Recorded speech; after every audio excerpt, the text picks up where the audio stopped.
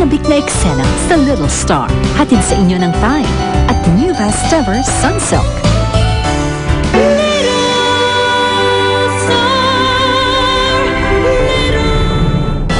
Ang dali nyo nang hulihin ngayon. Sisiguraduhin kong wala na kayong takaselin. Uubusin ko ang mga tao sa paligid mo para mapasakin ka. Pagbabayaran ni Lester lahat ng ginawa niya sa'yo at kay tatay. Hindi niya na tayo makikita dito. Huwag ka mag-alala. Tahan yan. Huwag ka na umiyak. Paano ka na masigurado? Ilang beses kang tumakas pero nahanap ka pa rin niya. Ate, hindi niya tayo titigilan hanggang buhay pa siya. Pag umalis tayo dito, iiwan mo ang lahat-lahat. Kasama dun si Nino at si Dave. Kaya mo bang gawin mo? Dito ko lang nakita si Angge. Malamang dito lang siya nakatira. Alam mo pare, mahirap maghanap sa taong ayaw magpahanap. Alam ko na kung bakit mo ito ginagawa. Gusto mong manalo ng Ulirang Ina Award? Tigilan mo na, kunyat. Hindi bagay sa'yo. Bumalik ka na sa dati mong ugali. Iyon mas bagay sa'yo. Hindi bagay sa'yo itong bait-baitan. Ay, na.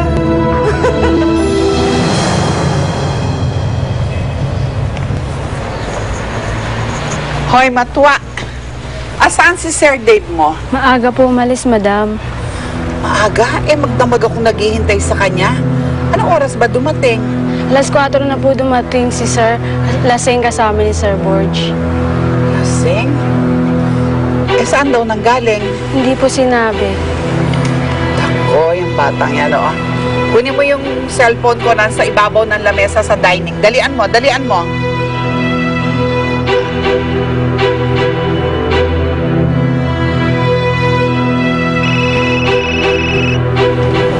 Madam, Hello? Si Dave. gusto niyo po ba kausapin? Pakisabi mo lang sa kanya, hindi siya nag-iisa sa bahay. Kasama niya ako. Kaya kung siya ay aalis o dadating ng late, mag-iwan siya ng mensahe para hindi ako naghihintay at nag-aalala. Pakisabi mo, ha? Sige po, madam. Sige po. Anong sabi sa'yo ni Mama? Mukhang galit yata sa'yo eh. Hindi ka daw kasi nagpaalam eh. Tatampo lang yan. Pinipil kasi niya ako sumama kay Gwyneth eh. Pero si Helen pa rin yung gusto mo. Ganun na nga. Hirap na maging guwapo.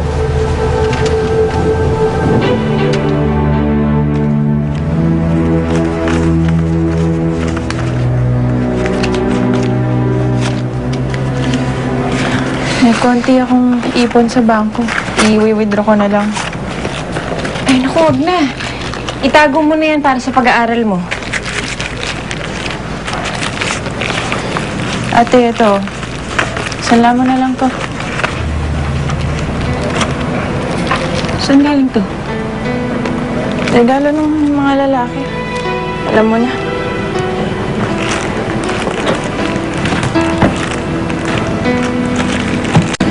Siguro sapat na yan para makabili tayo ng ticket tsaka para makabawi naman tayo, makabangon.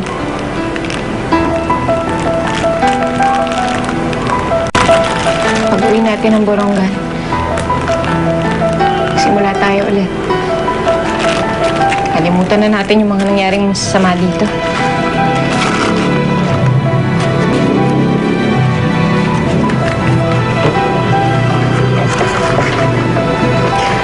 Ito naman ang kontribusyon ko. Ano to, Nay? Nabenta ko na yung bahay sa Punta Vedra. Yan yung paunang bayad. Nay, laki na to. Naku, sa inyo na to. Ano ka ba? Kung ano yung sa akin, sa inyo rin. Di ba pamilya na tayo? Nay. Salamat po.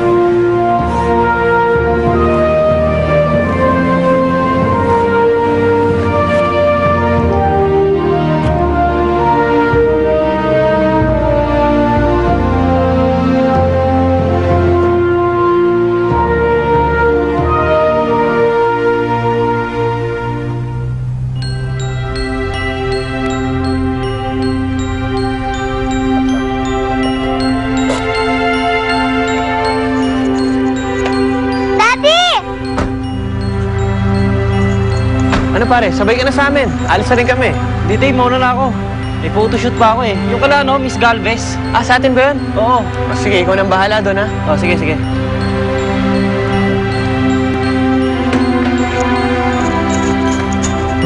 Daddy!